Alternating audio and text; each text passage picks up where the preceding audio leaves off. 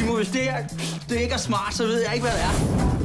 Har I tænkt jer at stjæle fra politiet? Ja, hvorfor ikke? Jeg er lige blevet prøveløsladt. Det må jo siges at være et temmelig stort beløb, som I pludselig er kommet i besiddelse af. En skudsikker plan. Så kører Ralf vi på første klasse, resten af livet.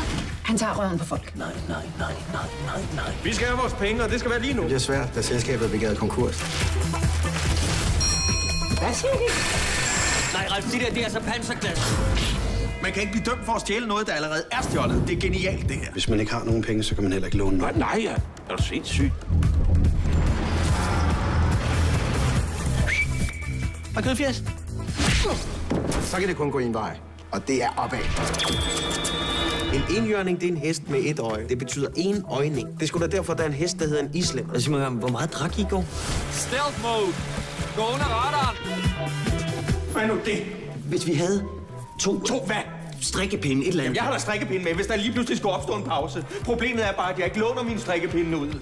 Hvad fanden snakker du om? Ved du hvad? Nu er det alle for to, det her. Og du er ude. Fatter du det? Prøv lige at huske på, hvad der kommer let, det gør livet nemt. Ja. Ja.